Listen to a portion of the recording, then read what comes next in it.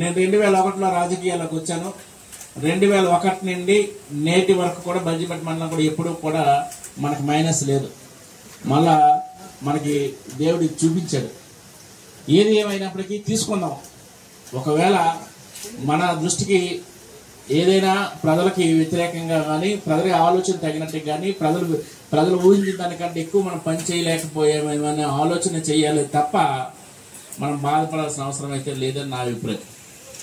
మనం గ్రామాల్లో ఉండే ప్రజల దగ్గరికి వెళ్ళేటప్పుడు కానీ, గ్రామాల్లో ఉండే సమస్యలు పరిష్కారం చేసేటప్పుడు కానీ, గ్రామాల్లో ఉండే ప్రతి విషయాన్ని కానీ మనం ఎక్కడా కూడా తప్పు చేయకుండా లేదా ఎటువంటి ఆలోచన లేకుండా మనం పని చేసామని చెప్పడానికి గర్వంగా చెప్పగలం. అదేవిధంగా మన దృష్టికి ఏదైనా సమస్య వస్తే పరిష్కారం చేసామే తప్ప నా వల్ల కాదు, నాకు అనుకూలంగా లేదని చెప్పే పరిస్థితి కూడా మన దగ్గర లేదు. ఉంది కాబట్టి బాధపడుతున్నాం.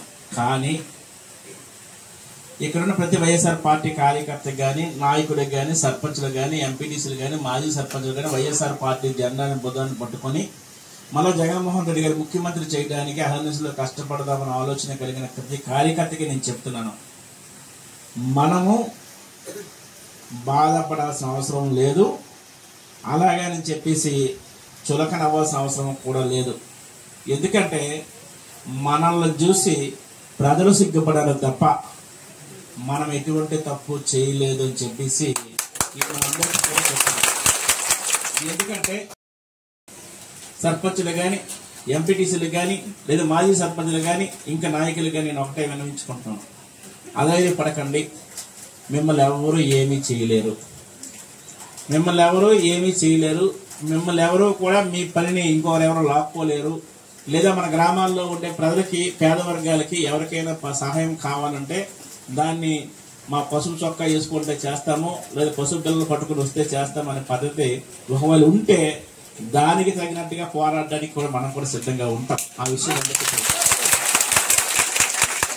5 సంవత్సరాలుగా ప్రజలు మనకి ఒక పదవి ఇచ్చిన తర్వాత, లేదా ప్రజలు మనకు ఒక బాధ్యత అప్పచెప్పిన తర్వాత ఆ బాధ్యతను మనం ఎలా సక్రమంగా నిర్వర్తించామా లేదా అనేది ఆలోచన చేస్తే ఇక్కడున్న ప్రతి వైఎస్ఆర్ పార్టీ నాయకుడు కానీ, శ్రేణులు కానీ, కార్యకర్త కానీ మనం గర్వంగా చెప్పగలమని గ్రామాల్లో ఉండే ఏ ప్రధానికైనా, రైతాంగానికి కానీ, డ్వాక్రా అక్క చెల్లులకు కానీ, లేకపోతే గ్రామాల్లో ఉండే నాయ బ్రాహ్మణులు, రజకులు, నేతగీత కార్మికులు, ఎస్సీ ఎస్టీలు కానీ, బలహీన వర్గాలు కానీ, అగ్రవర్ణాల్లో పేదలు కానీ ఏదైనా మంచి జరిగితే ఆ మంచిలో మనం ఎవరి దగ్గర కూడా చెయ్యి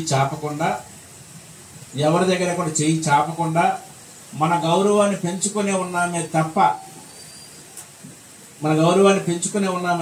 ఎవరి దగ్గర చెయ్యి చాపిదిగో పలానా సందర్భంలో పలానప్పుడు తినేసారు అనిపించుకోకుండా మనల్ని ఎవరు చెయ్యెత్తకుండా ఉండేటట్టుగా మన గౌరవం పెంచేటట్టుగా ఈ పార్టీ పనిచేసిన విషయం మీ అందరూ కూడా సభాముఖంగా తెలియపరుస్తున్నాం.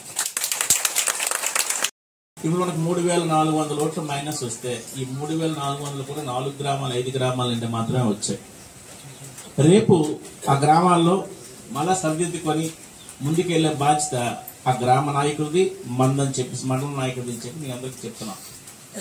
జరిగిపోయిన దాని గురించి కానీ, నష్టం జరిగిందని దాని గురించి కానీ, లేదా ఓడిపోయామని కానీ, లేదా ప్రజల్లో ఒక ఆధైర్యపరిచే విధంగా ఎక్కడా కూడా మాట్లాడకుండా ఓకే గత 5 సంవత్సరాలు మాకు అవకాశం ఇచ్చారు ప్రజలు, మేము పరిపాలన సాగించాము, మంచిగా చేసాము అనుకుంటున్నాం, మా శక్తికి మేరకు మేము పనిచేసాము, రేపు రాబోయే ప్రభుత్వం కూడా ప్రజలకు మంచి చేయాలనే ఆలోచనతో మనం ముందుకెళ్ళాలి. ఎందుకంటే ఇప్పుడు మనం ఏమనుకుంటున్నాం, ప్రజలకి అన్ని జగన్ గారు ఇచ్చేశారు, జగన్ గారే మేలు చేశారు ప్రజలకి, అయినా ప్రజలు ఓటు వేయలేదు అనేది మన అపోహ ఉంది కదా.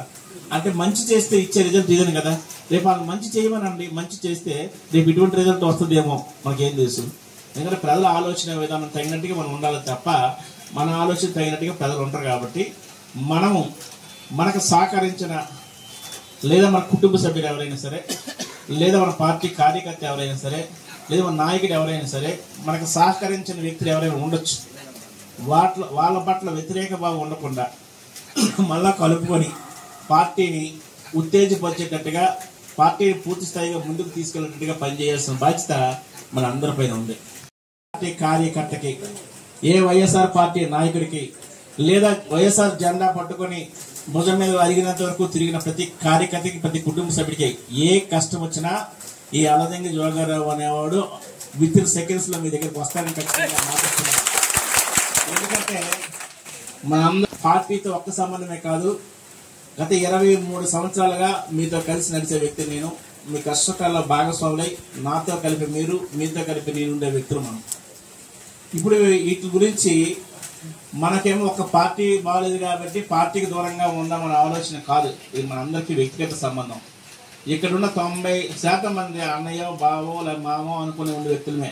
కాబట్టి మీరెవరూ కూడా రెండో ఆలోచన పడకండి. పార్టీని పూర్తిగా బలోపేతం చేసే బాధ్యత నాది. అదేవిధంగా రేపు వైఎస్ఆర్ పార్టీ కార్యకర్తకి ఎటువంటి ఇబ్బంది వచ్చినా ఆ ఇబ్బందిని తట్టుకోవడానికి నేను సిద్ధంగా ఉన్నాను. ఖచ్చితంగా మీరెవరూ కూడా మనసు వదలకండి. మీరెవరూ కూడా మనకు ప్రభుత్వం లేదు కదా, లేదు మీద ప్రభుత్వం లేదు కదా, లేదు డేట్ అయిపోతామని ఆలోచన చేయక్కర్లే.